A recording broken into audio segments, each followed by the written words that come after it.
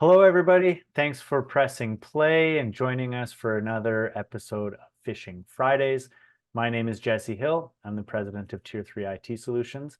And as always, I've got Justin Grotto here with me. Justin, do you want to introduce yourself really quick? Yeah, thanks, Jesse. Hi, my name is Justin Grotto, and I'm the security specialist at Tier 3 IT Solutions, and I'm here presenting topics today with Jesse. Yeah, he underplays his role. He's the one developing this whole content, so I appreciate that. And today we're going to be talking a little bit more specifically about the types of, phishing attacks that businesses are running into. And the reason we want to touch on this is because, a large majority of the attacks and things that cause financial loss from technology in small and medium businesses is tied to phishing attacks. And specifically, what they're trying to do is they're trying to get access to money. And the number one source for that is funds transfer fraud. And we'll go into some scenarios today about how that happens. But I pulled some information out of one of the major cyber insurance carriers. And what they showed us was that in the first half of 2023, fund transfer fraud incidents increased 15% year over year. And the average loss incurred was over $297,000. And we just, Justin and I were talking about this beforehand, and we realized we said average, meaning there's a whole bunch that end up being much more than that. And of course, some that fall well below. I can share one example. We got called in, into the aftermath of one. It was an auto dealership making a purchase from another auto dealership, but of course it was all fraudulent, and it ended up being a couple $100,000 to track down and find out what happened. So it happens, and we want to talk today about how you can avoid that. So with that groundwork being laid, Justin, what can you tell us about spear phishing? Well, spear phishing, it's really just a targeted phishing email. A lot of these emails that we see, they're very generic and they're sent out like a spray and pray kind of approach. A spear phishing email is going to be sent to a specific single role or target, such as someone in leadership, someone that is, a senior member of a finance team, the CEO or president of a company, a VP role, or maybe a director of IT. These attacks require some prior knowledge of the target. Yeah, so very targeted. And that's a really important distinction to make because, like he said, I think we're all used to seeing those generic emails that come in and say, "Dear sir," it's obvious that it's a phishing or a spam email right off the bat. However, they're taking their time now to actually identify simple things: the person's name, their title, where they work. They're taking time to investigate and learn about them online so that they can target their specific messaging and attack against an individual rather than just sending it out to thousands of people and hoping for something.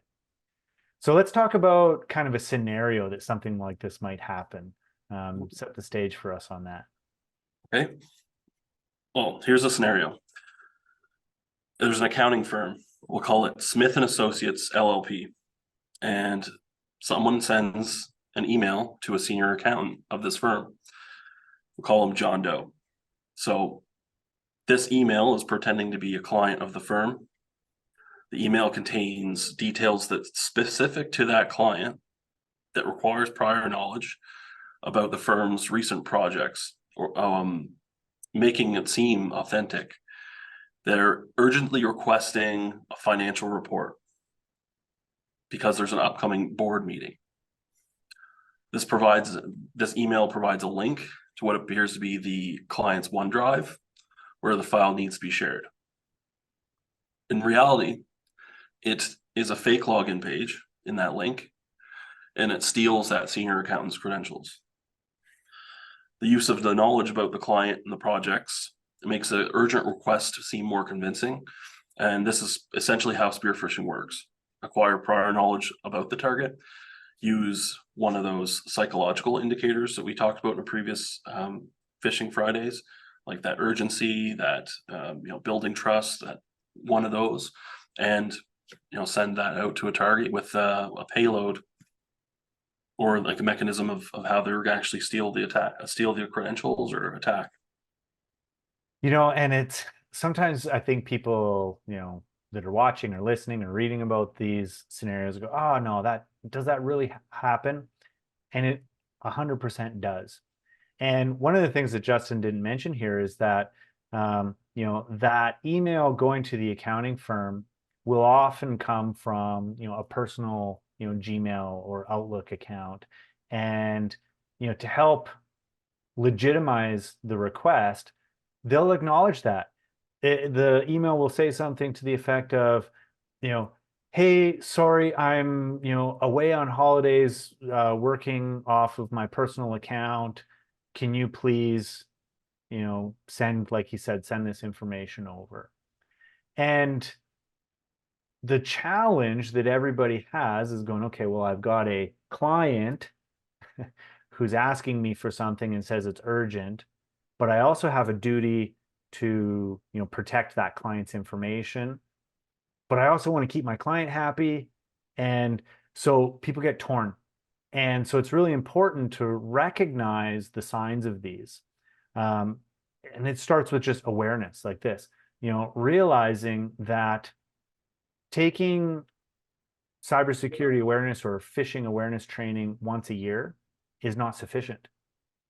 Your people have to be taking it on a recurring basis throughout the year. They have to be getting tested on it and address any of those problems. We also need to think about how much of our information we are sharing online. So, the example I gave where, I say, oh, I'm on holiday, so I'm using my personal account. Well, think about yourself. When you go away from the office, are you posting things, on LinkedIn? Oh, I'm really looking forward to being away, from the office for 2 weeks to rest and relax. A lot of people post those things. And it has a legitimate purpose to show that you're resting and recovering and, getting ready to give your all to your clients. But it also shows people with malicious intent that you're away from the office and that now is a good time to orchestrate one of these attacks. What other kinds of thoughts do we have on, how we can mitigate spear phishing attacks? Mitigating spear phishing attacks, I mean, comes back to your basics, right? We need to be able to recognize the signs of phishing. We need to recognize when someone is trying to get us to do something that maybe is outside, not in our best interest. And that starts with, training and doing these regular phishing campaigns, testing the employees, keeping engaged all year round, like Jesse said, and ultimately thinking about, what is coming in, slowing down your thought process and considering, like, is this legitimate? Should I be sending this information out? Should I be doing, like, consider what the consequences is of these actions. And that's one of those things. I remember a situation. We had a client, a year or two ago, and one of the people in their accounts receivable department, so the person who's responsible to collect monies from their clients, received one of these spear phishing emails that appeared to be from the CEO, from his personal email. And it basically said, hey, can you send me a listing of our current accounts receivables balances with company name, amount owing, and the payables contact person. And we got called in after the fact and went through the couple of emails. It was obviously a phishing attack, but it wasn't recognized at the time. And that document got sent to some outside party.